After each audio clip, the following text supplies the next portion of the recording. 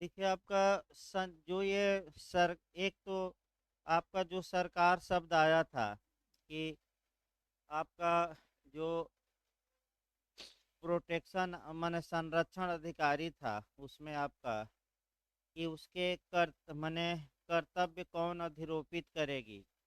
तो पहला था आपका कि मजिस्ट्रेट करेगा, यानी कि मजिस्ट्रेट यानी कि फर्स्ट क्लास जुडिशियल मजिस्ट्रेट या महानगर मजिस्ट्रेट। दूसरा शब्द उसमें सरकार आया था, उस पर भी बात था। तो सरकार चूंकि उसकी नियुक्ति राज्य सरकार द्वारा की जाती है, तो यहाँ सरकार का अर्थ स्टेट गवर्नमेंट होगा, यानी कि राज्य सरकार। यानी कि संरक्षण अधिकारी, ये क्वेश्चन आ सकता है कि संरक्षण अधिकारी किसके कंट्रोल में रहेगा, तो आपका और सुपरविजन में तो मजिस्ट्रेट के। लेकिन इनका कर्तव्य कौन निर्धारित कर सकता है, तो आपका मजिस्ट्रेट आ जाए, राज्य सरकार आए, दोनों आए तो दोनों मारना है। तो वहाँ सरकार का मतलब राज्य सरकार से एक विवाद ये था। और ये कानून चूंकि आपका समाप्त हो गया है, इसको लिखवाया जाएगा शनिवार को, क्योंकि आपका 2 दिन में एक और कानून हमें समाप्त करना है। तो अब जो हम कानून शुरू करने जा रहे हैं वह माता पिता, यानी कि आपका माता पिता तथा जो वरिष्ठ नागरिक है, यानी कि जो सीनियर सिटीजन है, आपका माता पिता और वरिष्ठ नागरिकों का भरण पोषण यानी कि रख रखाव या मेंटेनेंस या गुजारा भत्ता, जो झारखंड ने आपका भरण पोषण शब्द का दिया था और जो आसान भाषा में लिखा था रख रखाव, तो कई लोग आपका यही नहीं समझ पाए कि ये रख रखाव क्या है। तो चाहे गुजारा भत्ता आए और चाहे रख रखाव आए या भरण पोषण आए, तो आप याद रखिएगा इसका मतलब ये हुआ कि मेंटेनेंस की बात कर रहा है। तथा कल्याण अधिनियम, यानी कि वेलफेयर एक्ट 2007, यानी कि 2007। तो 3 एंगल से पहले भूमिका आपकी देखनी है, यानी कि पहले तो भूमिका में ही आपका समय लग जाएगा, क्योंकि भूमिका इसकी देखनी है। एक अनुच्छेद आपका संविधान का अनुच्छेद, एक सेकंड।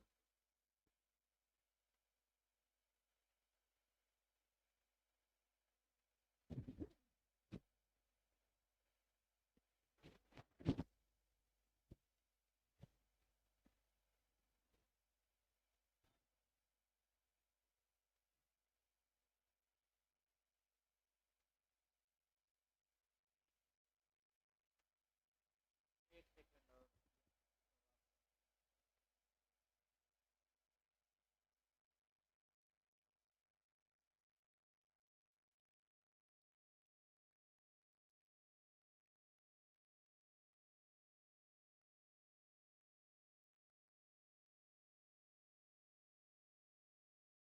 संविधान का आर्टिकल 41 ऐड करना है इसमें।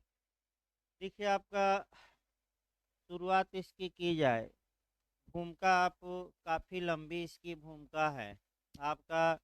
प्राचीन काल से हमें इस कानून माने आपका कानून का नाम बता दिया जाए, माता पिता और वरिष्ठ नागरिकों का भरण पोषण तथा कल्याण अधिनियम 2007, यानी कि the maintenance and welfare of parents and senior citizen act 2007, ये कानून हम शुरू कर रहे हैं।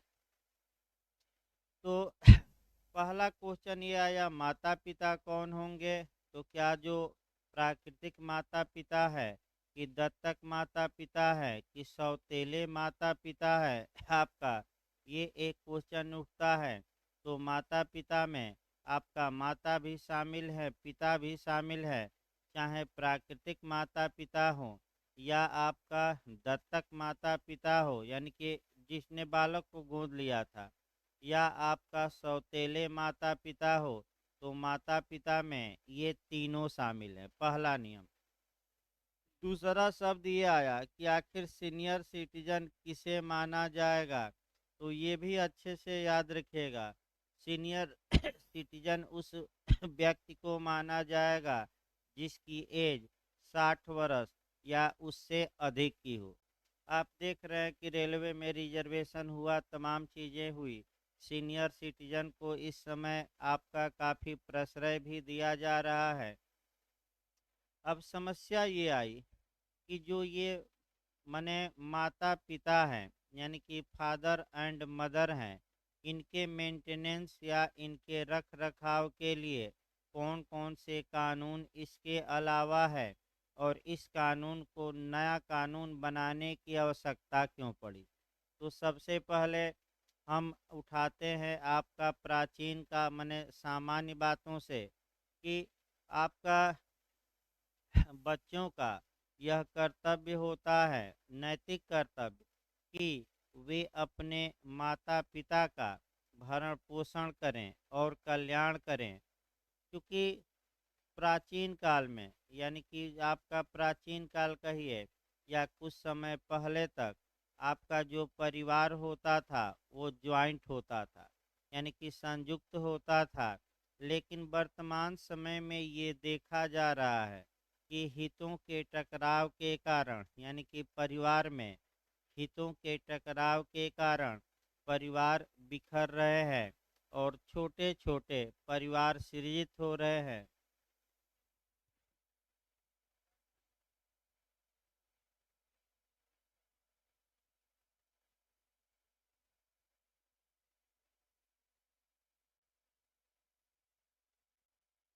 आपका छोटे छोटे जो परिवार हैं वो, माने परिवार की जो परिभाषा थी, पहले आपका संयुक्त परिवार थे, और अब आपका प्रत्येक व्यक्ति सेपरेट या अलग रहना चाहता है, अपनी बढ़ोतरी चाहता है। तो एक कल्पना करिए, एक माता पिता है, तीन बच्चे हैं, तीनों बच्चे अलग हो गए, तो माता पिता का क्या होगा। यानी कि अगर माता पिता के पास पैसा नहीं है, तो आज भी समाज में आप देखिए ज़्यादा लोग, अगर माता पिता पेंशन पाते हैं, पैसा है, तभी इज्जत ज़्यादा करते हैं, देख रेख। और माता पिता के पास पैसा नहीं है, तो आज भी समाज में आप देख सकते हैं कि ज़्यादा उनको तवज्जो नहीं दी जाती। ऐसी कंडीशन में आपका तमाम कानून बने हैं जो माता पिता के लिए मेंटेनेंस के लिए प्रावधान करते हैं। सबसे पहले हिंदू लॉ देखा जाए। हिंदू लॉ के तहत आपका जो बच्चे हैं, पत्नी है, माता पिता है, आपका माने बच्चे मांग सकते हैं अपने माता पिता से भरण पोषण, फिर पत्नी मांग सकती हैं अपने पति से, कुछ दशाओं में ससुर से भी मांग सकती है। लेकिन हिंदू लॉ के तहत पत्नी का भरण पोषण करने के लिए ससुर उस सीमा तक दायी था, जिस सीमा तक माने दायी हैं, जिस सीमा तक वह म- माने मृतक व्यक्ति की संपत्ति पाया है। यानी कि जिस सीमा तक वह पत्नी की संपत्ति पाया, पत्नी के पति का यानी कि अपने पुत्र की संपत्ति पाया है, उस सीमा तक ही वह क्या है, दाई। माता पिता भी मांग सकते हैं अपने बच्चों से, वहाँ भी हिंदू लॉ में भी। और अरबट का केस आया, एक केस बहुत महत्वपूर्ण है, कौन सा, अरबट। अरबट के केस में ये कहा गया कि अगर कोई पुत्री आपका भरण पोषण करने में समर्थ हो, यानी और माता पिता असमर्थ हो, तो माता पिता विवाहित पुत्री से भी मेंटेनेंस की मांग कर सकते हैं। यानी कि अगर कोई पुत्री है, यानी कि संतान है, वह वयस्क है, वयस्क होने के बाद उसका विवाह हो गया, वह लड़की थी, तो विवाह के बाद भी माता पिता उससे मेंटेनेंस मांग सकते हैं, इसमें कोई शक नहीं है।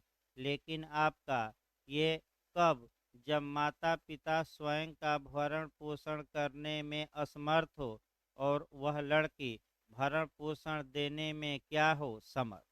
ये अरबट का केस बहुत महत्वपूर्ण आया आपका। इसके बाद आइए मुस्लिम लॉ में देखा जाए, मैंने हिंदू लॉ में प्रावधान था, इसमें है आज भी। इसके बाद आपको देखना है मुस्लिम विधि में। मुस्लिम विधि में भी आपका जब तक पत्नी विवाहित है तब तक पति का ये कर्तव्य था, कर्तव्य है आज भी, कि वह पत्नी का मेंटेनेंस करे, भरण पोषण करे। जब डाइवोर्स हो जाए तो मुस्लिम पर्सनल लॉ के अनुसार केवल इद्दत की अवधि तक, यानी कि आपका केवल इद्दत की अवधि तक ही पति का ये दायित्व था कि वह अपनी पत्नी का मेंटेनेंस करे। मुस्लिम विधि के तहत भी माता पिता अपने बच्चों से गुजारा भत्ता मांग करने के कुछ दशाओं में हकदार होते हैं। इस प्रकार मुस्लिम लॉ में भी थोड़ा बहुत आपको देखना है कि ये नियम है। इसके बाद आ जाइए सीआरपीसी, मुख्य रूप से आपको जो पढ़ना है सीआरपीसी के अध्याय 9 में धारा 125 से लेकर 128 तक में आपका मेंटेनेंस के बारे में प्रावधान किया गया है। एक क्वेश्चन आपका यहाँ बनता है, इसी को थोड़ा डिटेल में हमें देखना है।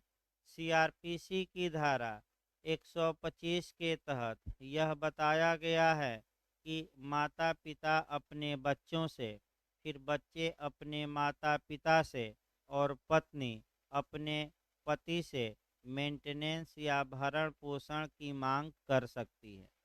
तो अब समस्या ये आई कि जब हिंदू विधि के तहत भी आपका नियम है कि ये लोग भरण पोषण मांग सकते हैं, मुस्लिम विधि में अलग नियम है, तो इसे सीआरपीसी में रखने का क्या उद्देश्य था, यानी कि क्रिमिनल प्रोसीजर में इसे रखने का एम क्या था।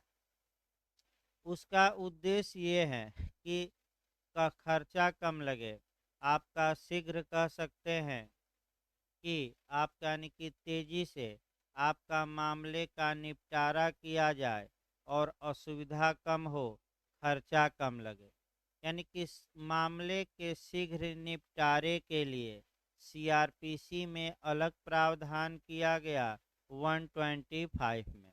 तो आखिर 125 से लेकर 128 तक में दिया क्या गया है, कम से कम धारा तो चारों याद रखिए।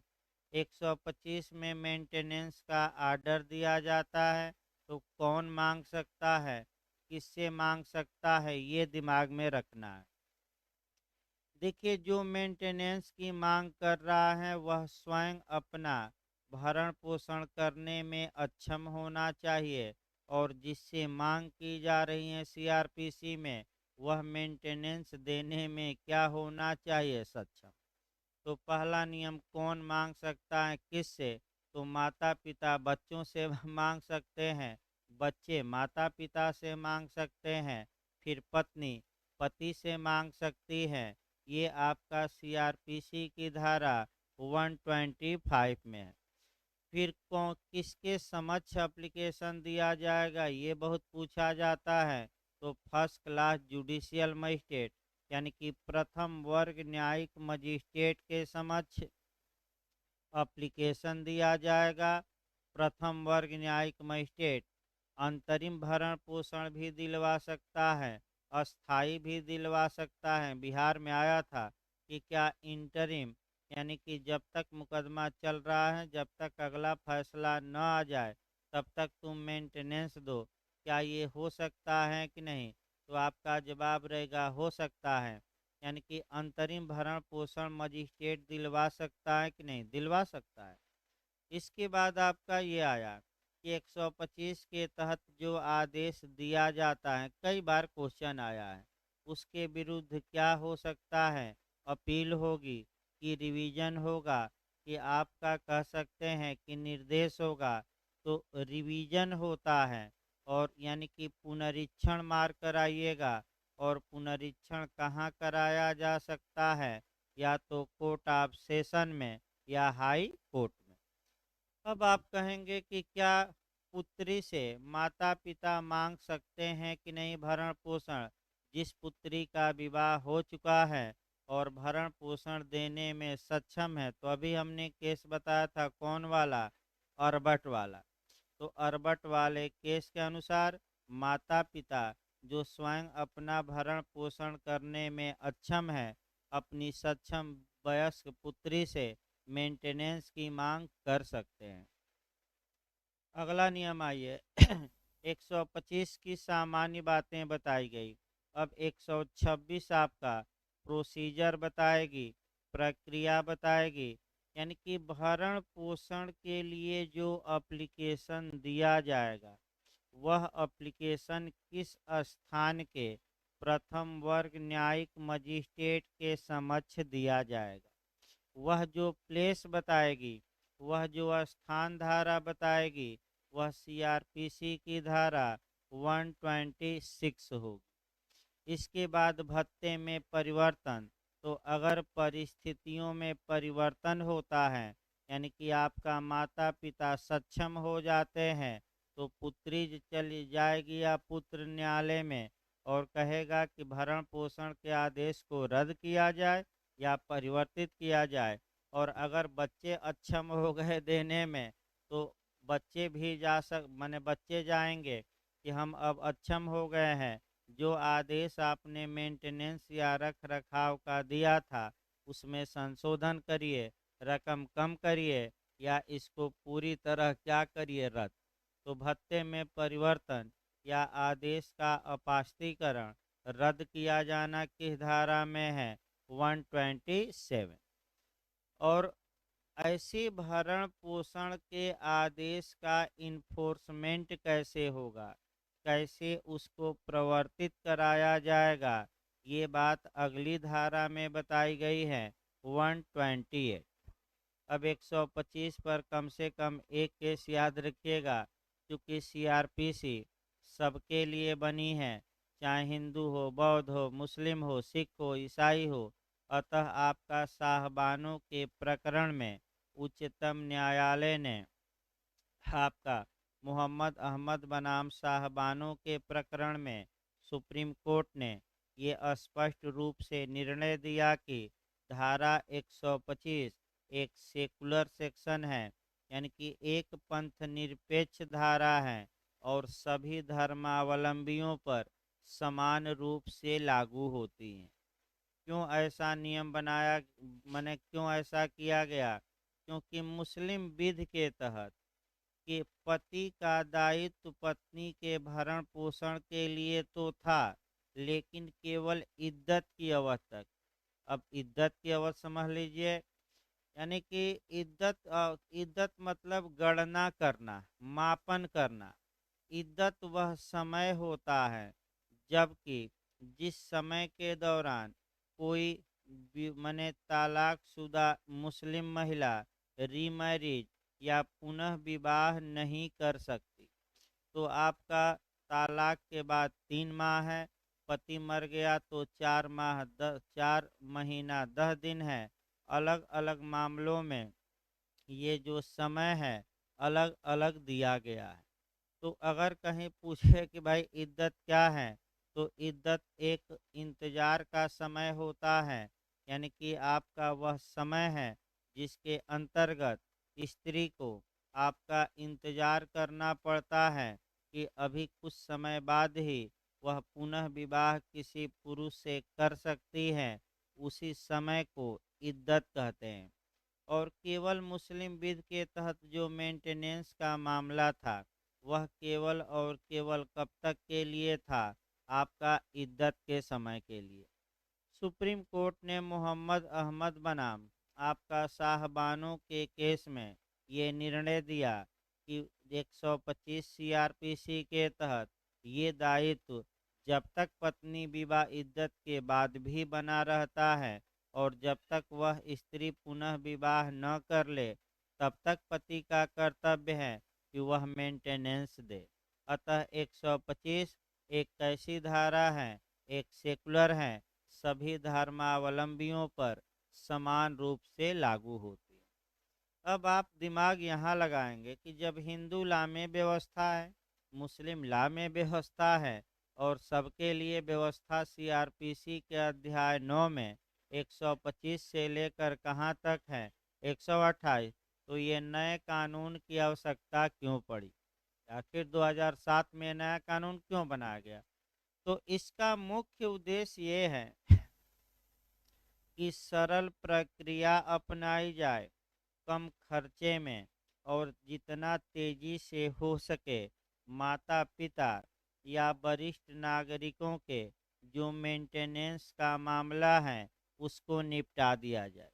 यानी कि आपका और कम प्रक्रिया में, यानी कि और कम खर्चे में और आपका कम मने समय में और सुविधापूर्वक मामले का जल्दी से जल्दी क्या किया जाए, सॉल्व किया जाए।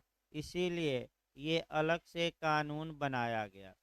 तो इस कानून की भूमिका देखिए कि इस कानून में होगा क्या।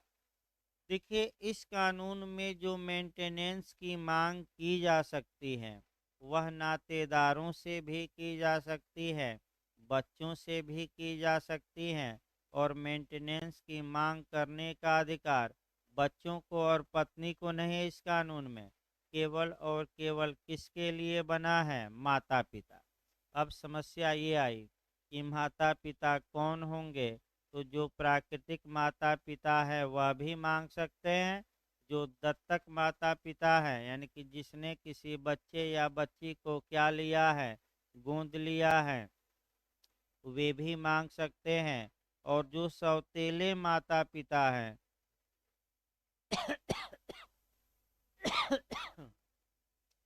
जो सौतेले माता पिता हैं वे भी आपका अपने मने बच्चों से या अपने नातेदारों से मेंटेनेंस की मांग कर सकते हैं।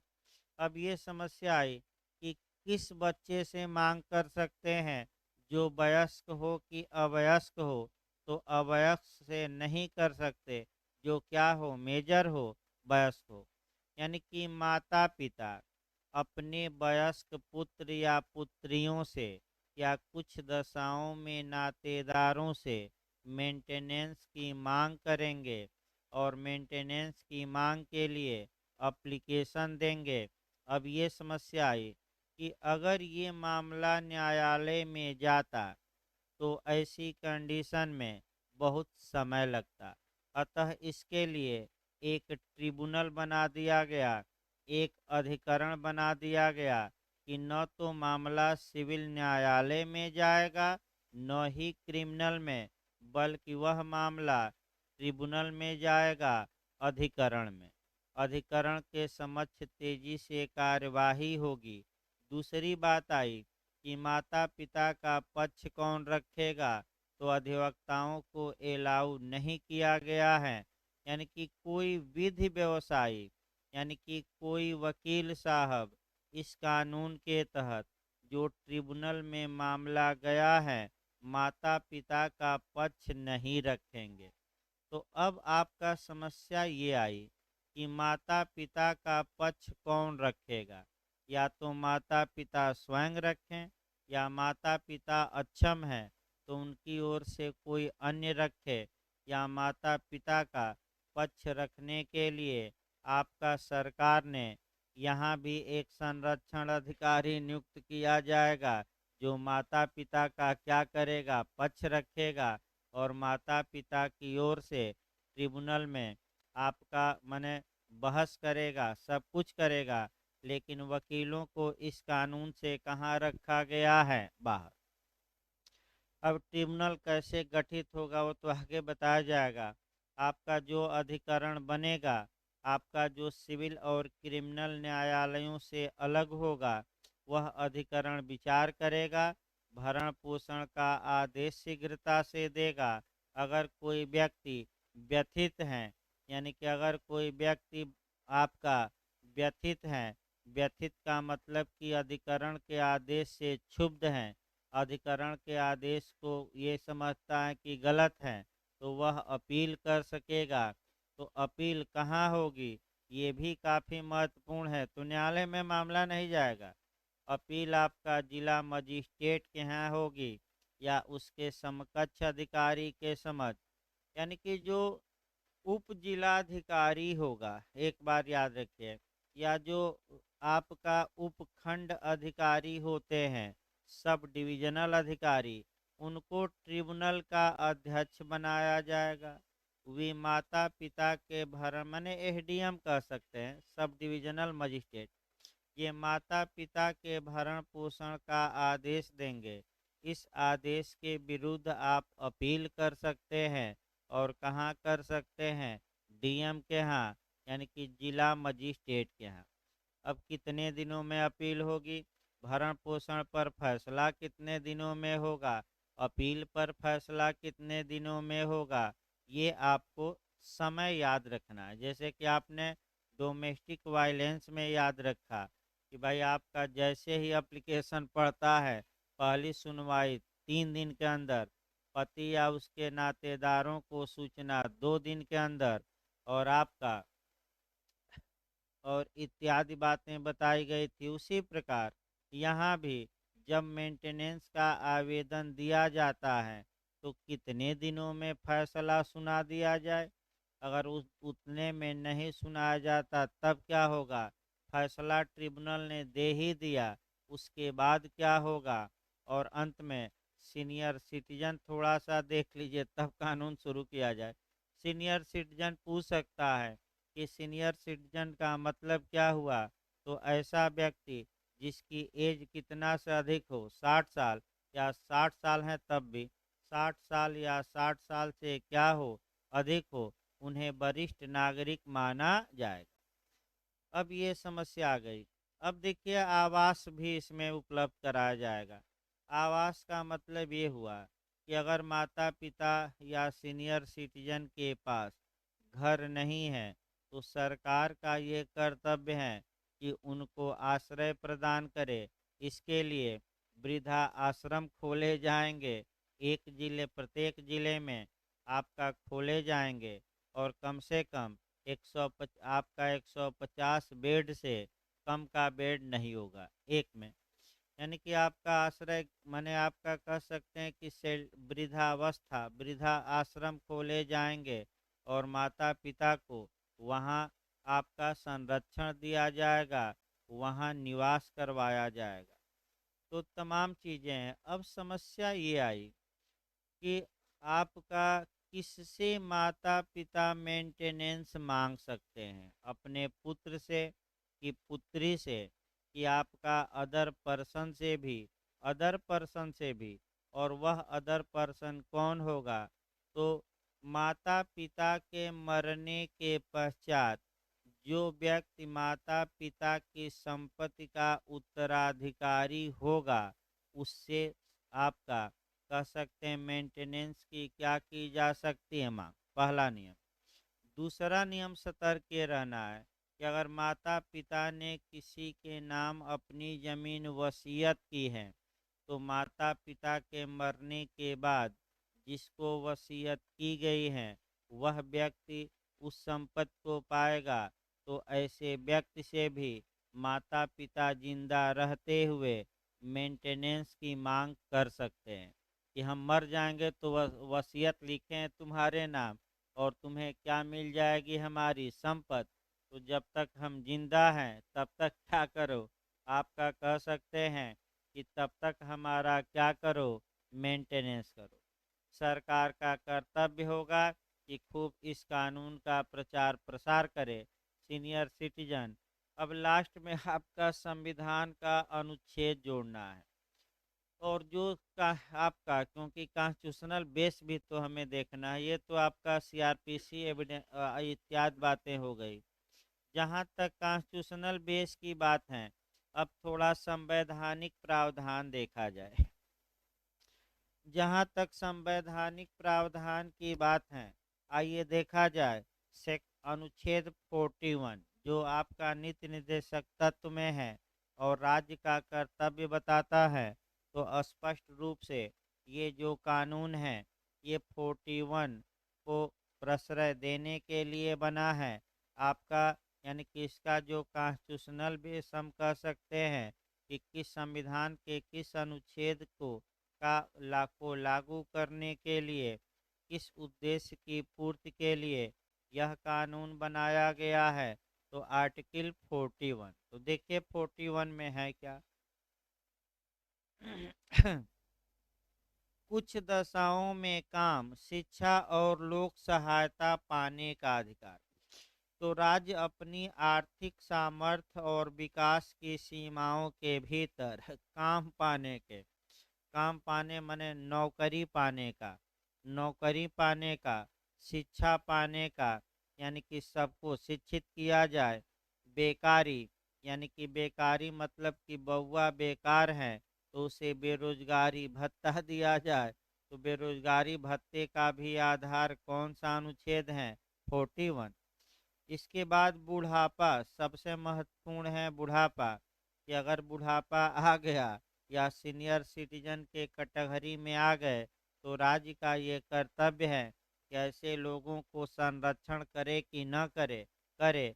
और इसी उद्देश्य के लिए मुख्य रूप से ये 2007 का कानून बना है कि बुढ़ापे में अगर बच्चे साथ छोड़ देते हैं तो माता पिता बच्चों के खिलाफ मुकदमा करके और किसकी मांग कर सकें? मेंटेनेंस की। मुख्य रूप से यही बना है। बीमारी, तो बीमारी के लिए चल ही रहा है तमाम आपका योजना, आयुष्मान योजना से लेकर तमाम।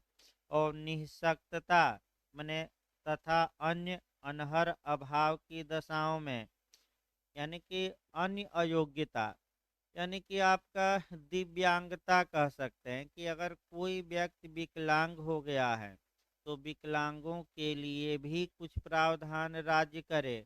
राज्य ने किया है। और यूपीजे में वह कानून पढ़ना भी है दिव्यांग वाला, ये नहीं कि नहीं पढ़ना है। यानी कि ये सब एक सामाजिक कानून है जिसे हमें, जितने कानून आपका पढ़ाए जा रहे हैं ये आगे चलकर काफ़ी महत्वपूर्ण काम करेंगे। ये सब सोशल आपका लॉ है, सामाजिक कानून है। तो इसके बाद आपका माने दिव्यांग वाला भी कानून पढ़ना है। यानी कि लास्ट लाइन ये रही आपका भूमिका में कि इस कानून का जो कॉन्स्टिट्यूशनल उद्देश्य है, जो संवैधानिक उद्देश्य है, आपका अनुच्छेद 41 में दिए गए उद्देश्य की पूर्ति के लिए ही कि बुढ़ापे में लोक सहायता प्रदान की जाए, आपका माता पिता बुढ़ापे में भीख न मांगे, आपका रोड पर ठंडी में न सोएं। आप देख ही रहे हैं तमाम लोग आज भी शहरों में उसी तरह रोड पर ठंडी में क्या रहते हैं जिनके पास आश्रय ही नहीं है। तो राज्य का ये कर्तव्य है कि वह आश्रय गृह खोले, तो रैन बसेरा तमाम जगह मिल जाएगा। तो आपका आश्रय गृह खोले, सबको आश्रय प्रदान करे। ये सुप्रीम कोर्ट का है, चमेली बनाम राज्य का केस है कि आश्रय का अधिकार भी क्या है? एक मूल अधिकार। ये आर्टिकल, यहाँ तक आश्रय का अधिकार है कि अगर मान लीजिए झुग्गी झोपड़ी लगा के लोग रह रहे हैं, आप उनको हटाना चाहते हैं तो पहले उनको कहीं क्या करिए, आश्रय का स्थान दीजिए, तब आप हटा सकते हैं। यहाँ तक कानून है कि कहीं न कहीं उनको सरकार क्या करे, आपका आश्रय दे तब उनको हटाए। तब आइए कानून शुरू किया जाए। अब आपका यही कानून में पढ़ना है, एकदम भूमिका तैयार रखिएगा। बस आपका वही धारा और किसमें क्या प्रावधान है, किसमें कितना समय है, यही अब आपका बचा है। और ये कानून की धाराओं में तो पहले कानून देख लिया जाए। माता पिता और वरिष्ठ नागरिकों का भरण पोषण तथा कल्याण अधिनियम 2007, इसके जो निर्माण की तिथि हैं, यानी कि भारत के राष्ट्रपति ने, ये सब संघीय कानून है। मैं फिर बता दूं, ये सब कानून राज्य ने नहीं बल्कि किसने बनाया है? यूनियन ने, संघ ने बना रखा है। तो भारत के राष्ट्रपति ने इस कानून पर अपनी अनुमति किस तारीख को प्रदान की? वह तारीख है 29 दिसंबर 2007, यानी कि 29 दिसंबर 2007 को इस कानून का निर्माण हो गया। इसी को अधिनियमन की तारीख कहते हैं, एक्टेड आपका डेट कहते हैं। यानी कि इस तारीख को यह कानून बनकर तैयार हो गया। इसके बाद आपका जो पूछा जाता है इसमें कितने अध्याय हैं, तो इसमें टोटल 7 अध्याय हैं। टोटल आपका सेक्शन 32 है। सबसे महत्वपूर्ण है कि ये कानून कब इन्फोर्स हुआ, ये कानून कब लागू किया गया। तो लागू होने की डेट भी आपको याद रखना है, 23 अगस्त 2008 को, यानी कि 23 अगस्त 2008 को यह कानून भारत में लागू किया गया। वर्तमान में यह संपूर्ण भारत में लागू है। जम्मू कश्मीर संघ शासित प्रदेश में भी लागू है। और वह डेट याद रखिएगा आपका 31 अक्टूबर सन 2019। मैं लगातार बता रहा हूँ कि इस तारीख को तमाम कानून जम्मू कश्मीर में क्या किए गए लागू। तो हाँ बताइए। हाँ देख ले रहे हैं भाई, एक सेकेंड।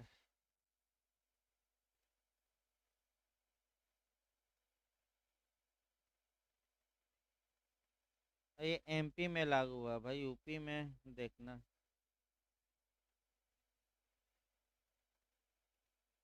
31/12। एक सेकेंड भाई रुकिए। नहीं प्रकाशित से मत देखिए, एक और इसमें छूट गया है आपका, फिर से एक बार बैक हो जाए भाई लास्ट में। देखिए, ये कानून बनाया भारत की संसद ने, लेकिन इसको लागू करने का कार्य राज्यों पर छोड़ दिया कि राज्य अधिसूचना जारी करके इस कानून को लागू करेंगे। यूपी हम बताएंगे अभी। यूपी का देखिए आपका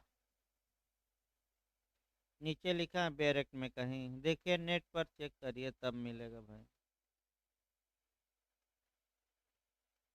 नहीं पूरे भारत में लागू नहीं होगा भाई। स्पष्ट आपका अनुच्छेद धारा 1 का खंड 3 लिखता है कि किसी राज्य में ऐसी तारीख को यह कानून लागू होगा जो राज्य सरकार अधिसूचना द्वारा विनिर्दिष्ट करे। यानी कि बनाया भले संसद ने हो, लेकिन लागू करना ये राज्य का कार्य है, लागू करे या न करे। देखिए किसी बैरक में दिया है यूपी में, कब नहीं तो आगे हम देख लेंगे, आगे चला जाए पढ़ाया जाए, बस एक ही क्वेश्चन के लिए भाई रुका ना जाए। अगला देखिए आपका अब धारा अध्याय 1 हम शुरू करते हैं, इसको देख लेंगे हम यूपी में। अध्याय 1 शुरू करते हैं। और अध्याय 1 आपका प्रारंभिक चीजें दी गई हैं। और अध्याय 1 में आपका धारा 1 से लेकर धारा 2 तक समाहित है। तो धारा किसी भी कानून की धारा 1 में आप 2-3 नियम ही देख रहे हैं। एक तो उस कानून का संक्षिप्त नाम, दूसरा विस्तार, और तीसरा प्रवर्तन तिथि। तो मैं अभी बताया हूँ कि इस कानून का संक्षिप्त नाम होगा माता पिता और वरिष्ठ नागरिकों का भरण पोषण तथा कल्याण अधिनियम 2007। इसका विस्तार वर्तमान में संपूर्ण भारत में अभी बताया गया। जम्मू कश्मीर राज्य में भी, जम्मू कश्मीर संघ शासित प्रदेश में भी हैं। और वह आपका 31 अक्टूबर 2019। हाँ चूंकि संसद ने कानून बनाया तो इसको लागू करने का कार्य राज्यों पर छोड़ दिया गया। तो अलग अलग राज्यों ने अलग अलग डेट को नोटिफिकेशन जारी करके इसे लागू किया है। अब यूपी ने कब लागू किया इसको थोड़ा बहुत मिस हो गया, हम देखकर फिर बता देंगे। अगला चला जाए, रुका ना जाए इसके लिए केवल। देखिए धारा 2 में परिभाषाएं हैं, यहाँ से आपका क्वेश्चन बन सकता है। यानी कि जो सेक्शन 2 है, कुछ महत्वपूर्ण 5-6 परिभाषाएं जरूर याद करके जाइएगा, यहाँ से आपका क्वेश्चन बन सकता है। देखिए धारा 2 का क्लाज ए, ए देखा जाए। क्लाज ए में चिल्ड्रेन परिभाषित है। देखिए ये जो बच्चे होंगे, इन्हीं से चूंकि माता पिता मेंटेनेंस की मांग करेंगे, ट्रिब्यूनल में एप्लीकेशन देंगे अधिकरण में। अतः सबसे पहले ये जानना है कि वह कौन व्यक्ति होगा जिसके विरुद्ध मेंटेनेंस की मांग की जा सकती है, तो वह बच्चे होंगे। और आपका मैं फिर बता दूं, इस कानून के तहत केवल और केवल कौन भरण पोषण की मांग करेंगे? माता पिता। किससे करेंगे? बच्चे और नातेदारों से। तो सबसे पहले तो चिल्ड्रेन ही परिभाषित हैं कि बच्चों में कौन शामिल हैं। अब देखिए बच्चों में कौन शामिल है। आपका सन यानी कि पुत्र भी शामिल है, डाटर यानी कि पुत्री भी शामिल है। तो मैं बताया ही था कि क्या पुत्री से माता पिता मेंटेनेंस मांग सकते हैं कि नहीं। इस विषय पर तो पहले से ही का आपका सुप्रीम कोर्ट का डिसीजन है। कौन सा केस है? अर्बट का। अर्बट के केस में सुप्रीम कोर्ट ने बता ही दिया है कि माता पिता अगर अक्षम है, विवाहिता पुत्री सक्षम है, तो वह अपनी विवाहिता पुत्री से भी मेंटेनेंस की क्या कर सकते हैं? माँ। तो आपका पुत्र हो गया, पुत्री हो गया, फिर पौत्र हो गया और पौत्री हो गई। यानी कि पौत्र का मतलब कि लड़के का लड़का, और पौत्री हो गई यानी कि ये चार बच्चों में शामिल है। तो फिर एक बार याद रखिए, बच्चों या चिल्ड्रेन में कौन शामिल है? पुत्र, पुत्री, पौत्र, पौत्री, उपर्युक्त सभी। तो क्या मारेंगे? क्या इनसे मेंटेनेंस की मांग की जा सकती है कि नहीं? तो क्वेश्चन ये बना कि माता पिता किससे मेंटेनेंस की मांग कर सकते हैं? पुत्र, पुत्री, पौत्र, उपर्युक्त सभी। तो क्या मार कराएंगे? उपर्युक्त सभी। अगला देखिए, टू बी मेंटेनेंस की परिभाषा दी गई है, क्योंकि इसी के लिए तो पूरा कानून बना है। भाई पूरे कानून की रचना आपका किसके लिए की गई है? कि मेंटेनेंस के लिए।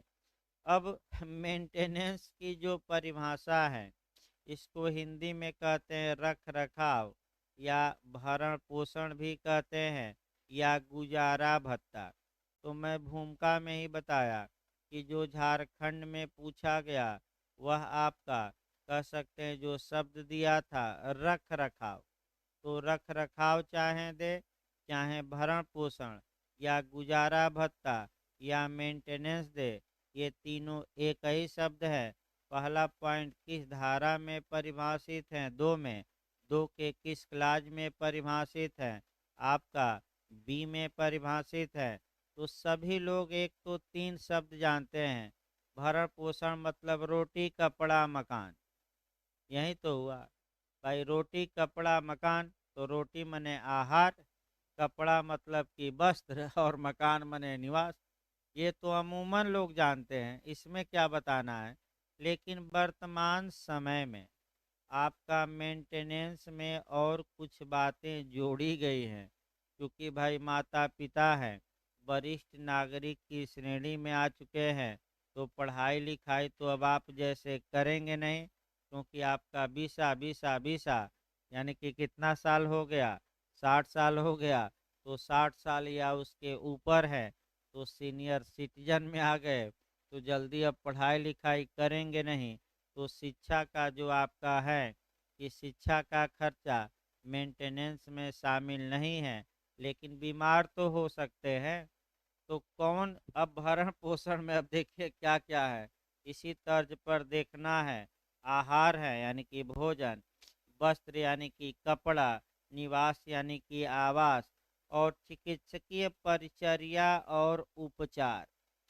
यानी कि जो चिकित्सकीय परिचर्या है और उपचार, यानी कि कुल मिलाकर उनके स्वास्थ्य की देखभाल करना, या स्वास्थ्य खराब हो गया तो इलाज का जो खर्चा होगा, क्या वह मेंटेनेंस में शामिल है कि नहीं है।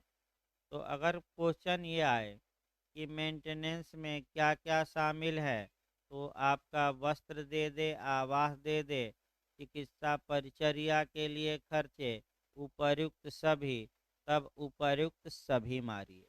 लेकिन क्वेश्चन ये बन सकता है कि आपका भरण पोषण में कौन शामिल नहीं है। तो एक आपका शिक्षा का अधिकार, तो उसमें शिक्षा का अधिकार बैरेक्ट में है कि नहीं। लेकिन सीआरपीसी की धारा अगर हम 125 देखें, 125 देखें, तो उसमें राइट टू एजुकेशन यानी कि शिक्षा के लिए पैसे की मांग बच्चे माता पिता से कर सकते हैं, वो भी केवल अवयस्क बच्चे, क्योंकि वहाँ मेंटेनेंस में शिक्षा भी क्या है शामिल। क्योंकि ये भाई बच्चों के लिए है नहीं कि मांगे बच्चे, कौन इसमें मांगेगा, माता पिता या सीनियर सिटीजन। तो पढ़ाई लिखाई का खर्चे का कोई मतलब नहीं। अब अगला ये टू भी पूछ सकता है। एक और क्वेश्चन देखिए आपका, दो ये जो आपका पिछला कानून मैंने बताया गया था डोमेस्टिक वायलेंस, उसमें एक क्वेश्चन और नया आया था कि आर्थिक दुर्व्यवहार, भावनात्मक दुर्व्यवहार, मौखिक दुर्व्यवहार, शारीरिक दुर्व्यवहार, ये सब दुर्व्यवहार या घरेलू हिंसा धारा 3 में मानी गई हैं। लेकिन एक दुर्व्यवहार आपका घरेलू हिंसा नहीं है, वह मानसिक दुर्व्यवहार यानी कि जो मेंटल दुर्व्यवहार होता है। ये आपका एमपी एडीपीओ में आया था, हो सकता है यूपी में आ जाए, वो छूट गया था हल्का सा क्वेश्चन। तो डोमेस्टिक वायलेंस में जो आपका मानसिक माने दुर्व्यवहार होता है, उस दुर्व्यवहार को घरेलू हिंसा धारा 3 में उसके नहीं माना गया है। ये थोड़ा सतर्क रहेगा, लिखवाते समय हम इसको ऐड करा देंगे शनिवार को। अगला देखिए आपका, इसके बाद 2C देखा जाए अवयस्क तो अवयस्क का मतलब जिसने भारतीय वयस्कता अधिनियम 1875 के तहत वयस्कता प्राप्त न की हो, तो अवयस्क या माइनर या अप्राप्त वय कौन माना जाएगा उस कानून के तहत, जिसकी एज 18 वर्ष से क्या हो कम। यहाँ क्वेश्चन आपका बन सकता है कि क्या कोई माता पिता अपने अवयस्क पुत्र पुत्री पौत्र या पौत्री से क्या आपका मेंटेनेंस की मांग कर सकते हैं कि नहीं, नहीं कर सकते। तो केवल किस पुत्र पुत्री पौत्र पौत्री से डिमांड करेंगे माता पिता, केवल वयस्क। ये हो सकता है कि पूछ ले, अवयस्क वयस्क दोनों इनमें से कोई नहीं दे देगा, तो केवल क्या मार कर आएंगे, मेजर। तो माइनर कौन होगा, जो 18 वर्ष से क्या हो कम हो। 2C 2D आइए बहुत महत्वपूर्ण है। जो माता पिता यानी कि पेरेंट्स की परिभाषा दी गई है, ये भी काफ़ी महत्वपूर्ण है, क्योंकि यही जो माता पिता होंगे अपने वयस्क बच्चों से इस कानून के तहत गुजारा भत्ता की मांग करेंगे। तो माता पिता में कौन शामिल है, तो जो जैव माता पिता हो यानी कि आपका बायोलॉजिकल, बायोलॉजिकल का मतलब ये हुआ कि प्राकृतिक माता पिता, प्राकृतिक मतलब कि माता पिता, ऐसी माता जिसने अपने गर्भ से बच्चे को जन्म दिया है, वह उसकी प्राकृतिक माता होती हैं। एक होती हैं दत्तक माता पिता यानी कि आपका पुत्र या पुत्री के अभाव में इत्यादि के अभाव में अगर किसी पुरुष और स्त्री ने किसी बच्चे को गोद लिया है, एडाप्ट किया है, तो वह जो पुरुष और स्त्री होंगे उस बच्चे के कैसे माता पिता होंगे, दत्तक। दत्तक माने एडाप्शन या गोद ले लिया। जैसे ए बी थे, संतान नहीं थी, एक बच्चे को गोद ले लिए, तो क्या माता पिता में गोद लिए हुए माता पिता आएंगे कि नहीं, जो बच्चे को गोद लिए हैं या अडॉप्ट किए हैं या दत्तक लिए हैं, आएंगे। इसमें कोई शक नहीं है। देखिए मुस्लिम विधि में आपका दत्तक का प्रावधान नहीं है, एक ऐसा ही हल्का सा प्रावधान एक्नॉलेजमेंट का है, अभिस्वीकृति का है। लेकिन आपका मुस्लिम विधि में मैं बता दूं, दत्तक का कोई प्रावधान पर्सनल मुस्लिम लॉ में नहीं, लेकिन वो अलग प्रावधान है एक्नॉलेजमेंट का। अगला देखिए माता पिता में कौन शामिल है, जो प्राकृतिक माता पिता हो। दूसरा, क्या दत्तक माता पिता शामिल हैं कि नहीं, शामिल हैं। सबसे महत्वपूर्ण है सौतेले पिता और सौतेली माता। तो सौतेले पिता सौतेली माता बता दिया जाए। जैसे ए बी, तो मान लीजिए ए का विवाह बी से हुआ था और बी का एक पुत्र सी उत्पन्न हुआ। तत्पश्चात ए की मृत्यु हो जाती है और बी रीमैरिज डी से कर लेती है। तो जो ये डी है, ये सी का कैसा पिता माना जाएगा, सौतेला। ये बात याद रखिए, डी कैसे पिता माना जाएगा। इसी प्रकार सौतेली माता देखी जाए। मान लीजिए ए का विवाह एक स्त्री बी से हुआ, इसका पुत्र मान लीजिए सी जन्म लिया। तत्पश्चात बी मर जाती हैं, ए एक अन्य स्त्री डी से विवाह करता है, तो जो ये माता होगी इस पुत्र की प्राकृतिक माता नहीं है, बल्कि क्या है, सौतेली। अब जो प्रावधान एक कानून में बदलाव लाया गया, अच्छा ये जो प्रावधान सीआरपीसी की धारा 125 में दिया गया था, उसमें सौतेले माता पिता अपने बच्चों से भरण पोषण की मांग नहीं कर सकते थे, न ही हिंदू लॉ के तहत। लेकिन कानून में एक अच्छा बदलाव ये आया कि इस कानून के तहत सौतेले माता पिता भी बच्चों से मेंटेनेंस की मांग कर सकते हैं कि नहीं, कर सकते हैं। तो फिर एक बार याद रखिए, माता पिता में कौन शामिल है, चाहे माता हो या पिता या दोनों। तो आपका जो बायोलॉजिकल या जैव हो, प्राकृतिक हो, जो दत्तक हो, जो सौतेले माता या पिता हो, उपर्युक्त सभी। तो क्या मार कराएंगे, यही लोग अपने वयस्क बच्चों से, अवयस्क नहीं, वयस्क बच्चों से किसकी मांग करेंगे, मेंटेनेंस की। हाँ, आपका बताया जाएगा भाई, अभी कहाँ बताया गया, अभी मेंटेनेंस के लिए एप्लीकेशन दिलवाया जाएगा। तो फिर एक बार देखिए, मैं भूमिका में बताया था, फिर एक बार देखिए, जिस बच्चे से मेंटेनेंस की मांग की जा रही है वह बच्चा मेंटेनेंस देने में सक्षम हो, और जो माता पिता मेंटेनेंस की मांग कर रहे हैं वह अपना भरण पोषण करने में अक्षम हो। यही बात शुद्ध रूप से सीआरपीसी में भी लागू होगी और इस कानून में भी। अभी बताया जाएगा, अभी तो परिभाषा चल रही है, थोड़ा धैर्य रखिए भाई। अगला देखिए, अभी माता पिता का प्रश्न समाप्त नहीं हुआ, आगे देखिए अभी इसी में। माता पिता से पिता या माता विपरीत हैं, चाहे वह यथा स्थिति मैंने जैसी भी स्थिति हो, चाहे जैव हो, चाहे दत्तक हो, या सौतेले माता पिता हो, चाहे माता या पिता कोई वरिष्ठ नागरिक हैं या न हो। यानी कि कौन माता पिता में, क्या माता पिता का सीनियर सिटीजन होना आवश्यक है, आवश्यक नहीं है। माता पिता सीनियर सिटीजन में आते हैं तब भी माता पिता होंगे, और सीनियर सिटीजन की कैटेगरी में नहीं आते तब भी माने जाएंगे। तो अगर 50 वर्ष के माता पिता हैं तो क्या वह मेंटेनेंस की मांग कर सकते हैं कि नहीं, कर सकते हैं। 65 वर्ष के हैं तो कर सकते हैं कि नहीं, कर सकते हैं। अंतिम लाइन बहुत महत्वपूर्ण है। अब ये ना समझिएगा कि जो 60 से ऊपर चला गया या 60 वही माता पिता, चाहे 60 से नीचे हो या 60 या 60 से क्या हो, ऊपर हो, ये दोनों माता या पिता में शामिल माने जाएंगे कि लोग नहीं माने जाएंगे। लेकिन कौन कौन माता पिता, जो प्राकृतिक हो, जो दत्तक हो, या सौतेला माता या पिता। तो फिर अगला देखिए परिभाषा, विहित 2E में विहित परिभाषित है, कई बार इसको बताया गया है।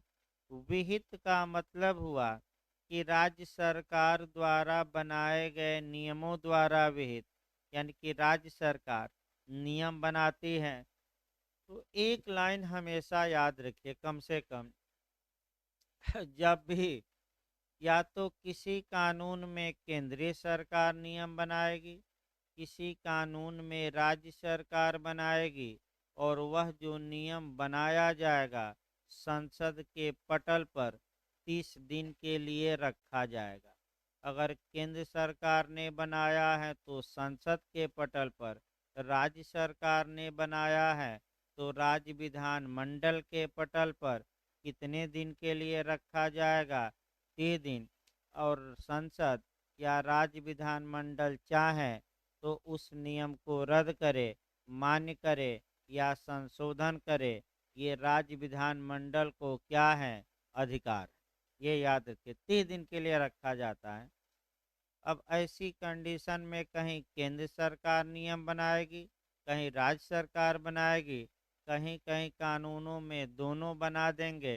तो इस कानून को चूंकि लागू करना राज्य सरकार का कर्तव्य है, तो ऐसी कंडीशन में नियम या रूल का निर्माण कौन कर सकती है? राज्य सरकार। तो एक और पॉइंट थोड़ा बनाए रखिए, कुछ ना समझ में आए तो, जो लास्ट की धाराएं रहती हैं उन्हीं धाराओं के तहत ही ज़्यादातर नियमों का निर्माण किया जाता है, ज़्यादातर कानूनों में। आपका जैसे कि आपका डावरी एक्ट में देखे थे तो केंद्र सरकार धारा 9 में और राज्य सरकार धारा 10 में। फिर आपने डोमेस्टिक वायलेंस में भी लास्ट ही धारा देखी। इस कानून में भी जो लास्ट धारा रहेगी तो कौन सी लास्ट धारा है? 32वां, 32 में। एक बार देखिए, 32 में ये लिखा होगा कि राज्य सरकार के नियम बनाने की, एक बार देख लिया जब भाई, नहीं तो सही है ना। कंसेप्ट भी बनाइए, अगर कुछ ना आए तो आप 90% चांस है कि आप लास्ट धारा मार दीजिए। 90% क्योंकि 10% अंतर है। सीआरपीसी में जाएगा तो 477 में ही है कि उच्च न्यायालय क्या बनाएगा? नियम।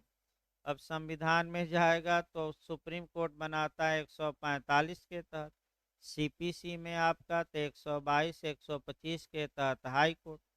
तो ये यानी कि 90% चांस है कि लास्ट वाली धारा सही हो जाएगी, लेकिन 10% ये भी चांस है कि अन्य कुछ कानून ऐसे हैं जहाँ बीच में ही आपका ये दिया गया है। तो विहित आपका सीपीसी में 2 बार पूछा गया है। आपका सीपीसी की धारा कोरिलेट कर सकते हैं 216। पूछा गया है विहित की परिभाषा कहाँ दी गई है प्रेस्क्राइब्ड की, तो सीपीसी की धारा 216। फिर पूछा गया विहित का मतलब क्या हुआ, तो नियमों द्वारा विहित, यानी कि तो नियम कौन बनाता है सीपीसी के तहत? संघ भी, राज्य भी और संबंधित राज्य का उच्च न्यायालय। अगला देखिए, विहित के बाद आपका संपत्ति आ गई, यानी कि 2F में प्रॉपर्टी की परिभाषा दी गई है। तो थोड़ा प्रॉपर्टी के बारे में एक्स्ट्रा जानिए तब परिभाषा देखी जाए। जहाँ तक संपत्ति की परिभाषा की बात है, वर्तमान समय में प्रॉपर्टी का जो रूप है वह काफ़ी बदल चुका है।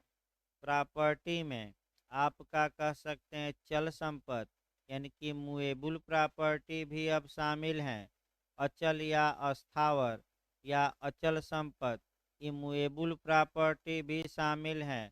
मूर्त संपत्ति भी शामिल हैं।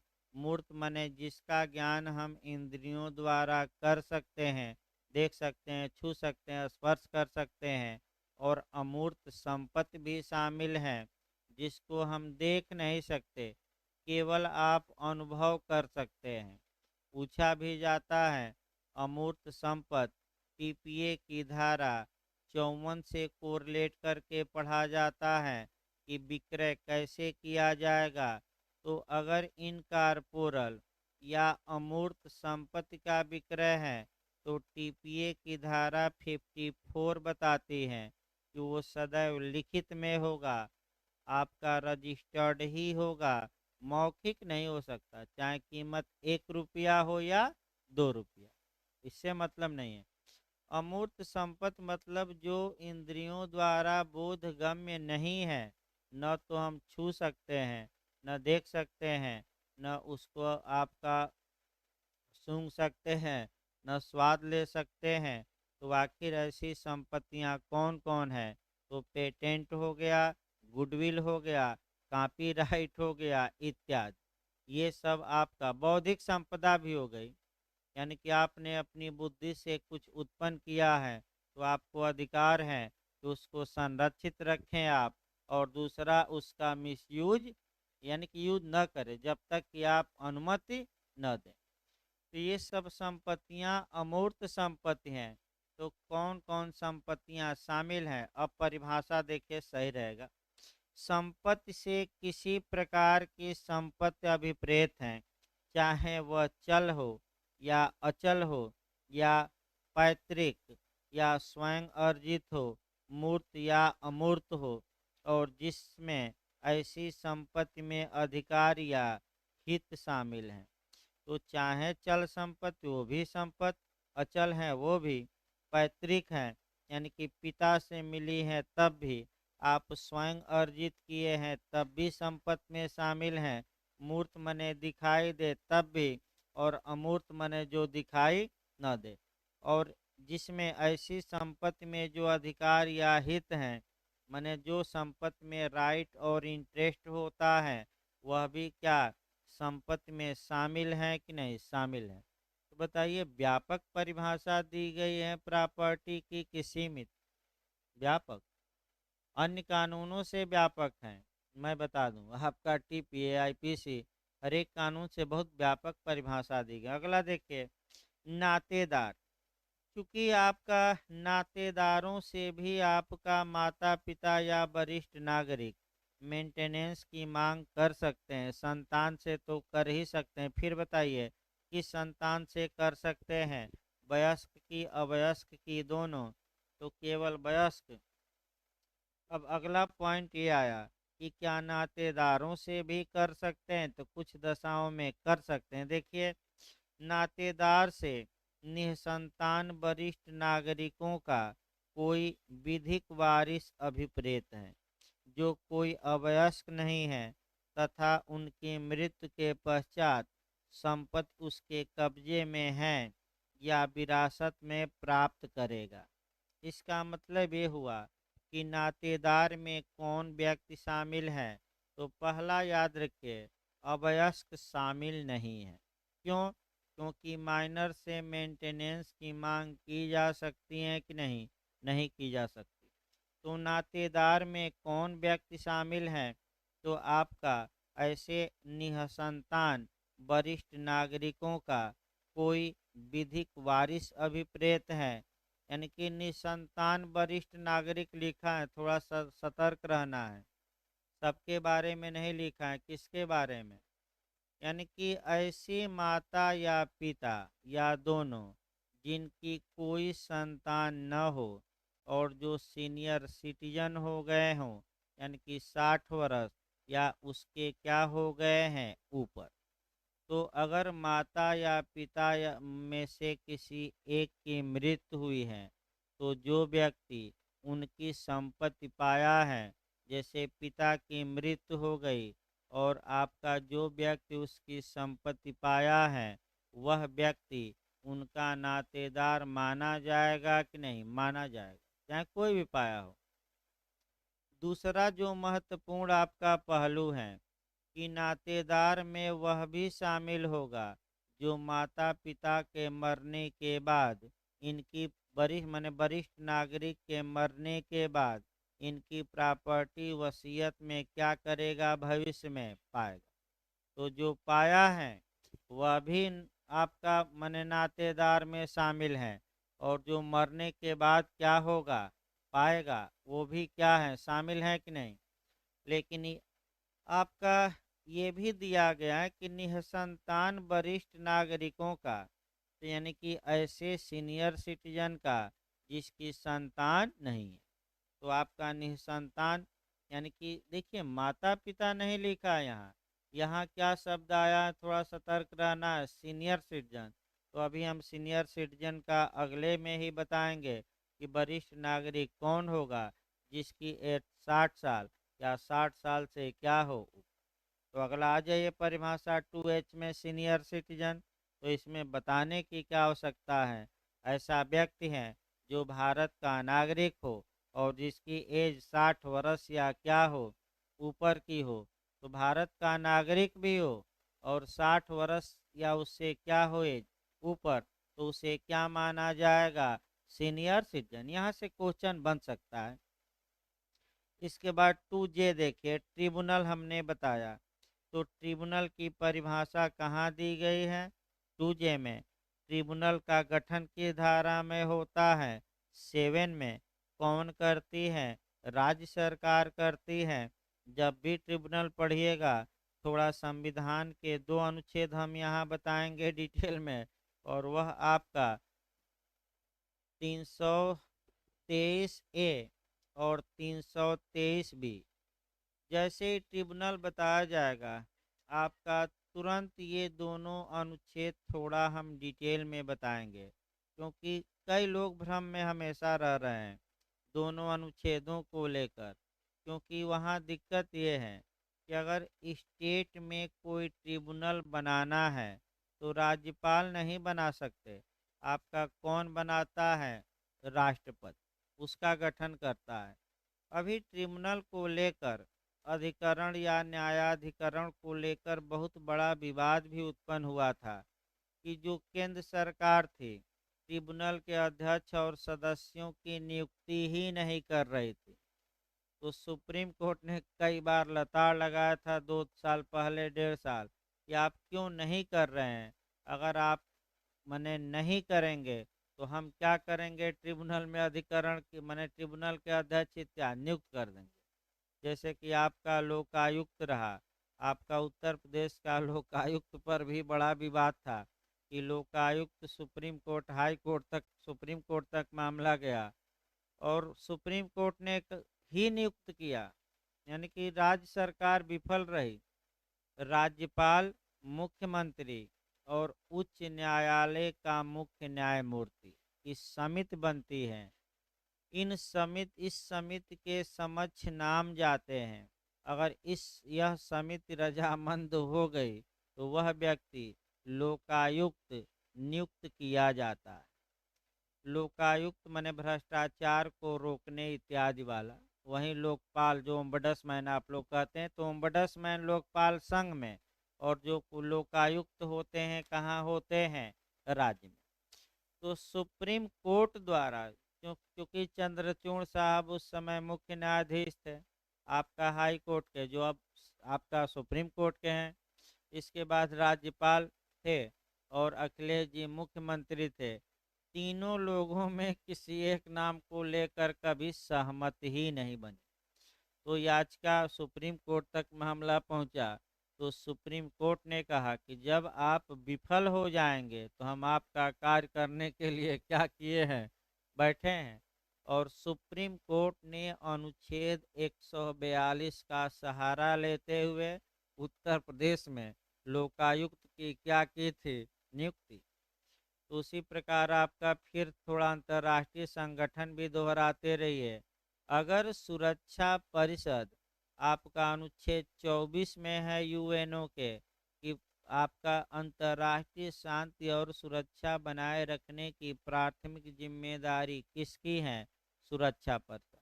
तो यदि सुरक्षा परिषद अपनी इस जिम्मेदारी में विफल हो जाए तो क्या महासभा इस जिम्मेदारी को निभा सकती है कि नहीं निभा सकती है? और इसके लिए शांति के लिए एकता का प्रस्ताव पास किया गया 3 नवंबर 1950 को। प्रस्ताव संख्या याद रखिएगा 377। ये भी। और आपका एक लोग सोशल मीडिया भाई पूछ रहे थे कि विश्व का पुलिसमैन किसे कहा जाता है, तो आपका मैं लिखवाया हूँ, नोट्स में भी है। कम से कम एक बार लेक्चर भाई सुन लीजिए, नोट देख लीजिए, तब क्वेश्चन पूछा करिए कि विश्व का पुलिसमैन किसे कहा जाता है? सुरक्षा परिषद। तो 3 याद रखिए, विश्व न्यायपालिका, न्याय का अंतर्राष्ट्रीय न्यायालय, विश्व विधायिका महासभा, और विश्व कार्यपालिका या पुलिसमैन सुरक्षा परिषद। 3 तो कम से कम याद ही रखिए।